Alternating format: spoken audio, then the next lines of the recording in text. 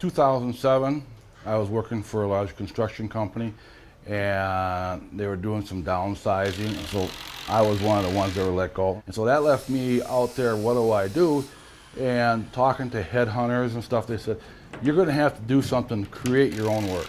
I've been a carpenter since I was in my 20s, and so I knew a lot of the aspects of in and out of construction. I did a lot of remodeling of my own, and so I knew the plumbing and electrical and how to do that. Some people might consider jack of all trades, master of none type of philosophy. And so I decided, what can I do with all this information that I know? And so that's how I got into tiny houses. I started building one, and one led into the other. I had designed what's called the Ravenlore tiny house, with Carpenter Gothic. And a year ago, a customer asked me, she emailed me, I want to build that house. I want to do it in these colors. What can I do? She said, I want purple, sea green, king cyan blue, and pink. I liked the color scheme because it was really popping, but I also knew it was going to be really different, because a lot of the tiny houses are the standard rustic, brownish, earth tones tiny houses that fit into that you find in the woods, in the cabins and stuff like that. Tinies, it's like remodeling versus new construction. It takes a different mindset to do a tiny house than either one of those two. Remodeling is close to it, and they're fun to do. They're fun to do. Each one's different. If I see something that needs enhancement, or if I see a space that's wasted, like the spaces below deck, the smuggler stories that I call them. Okay, these will be hatches.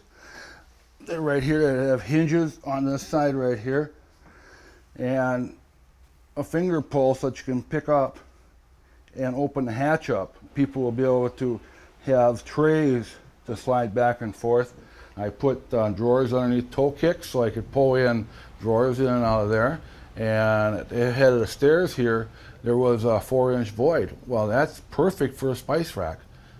And a floor-to-ceiling spice rack, you slide in, slide out. So for some taller goods down here, some canned goods there, and some spices up in there.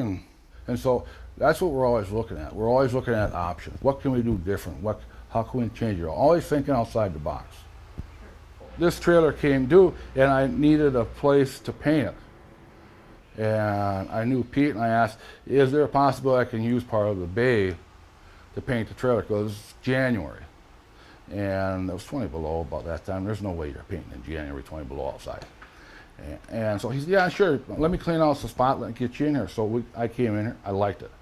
Till you actually walk into a tiny house, you have no clue on what can be done or how it impacts you. What it does, it gives you the freedom so that you're not investing $300,000, $500,000 in a house. Now you're only investing maybe $60,000 to $80,000 in a tiny house. And so just the savings on interest alone, you've paid for your tiny house. Now you have chances to chase your passion that you want to do. Meeting new people, getting to know new people, that's the fun part. I love building tiny houses. I love being on the forefront of the contacts with the people, getting to know them and what they want, and trying to meet their expectations. When it comes to tiny houses, it's my passion, and I have fun doing it.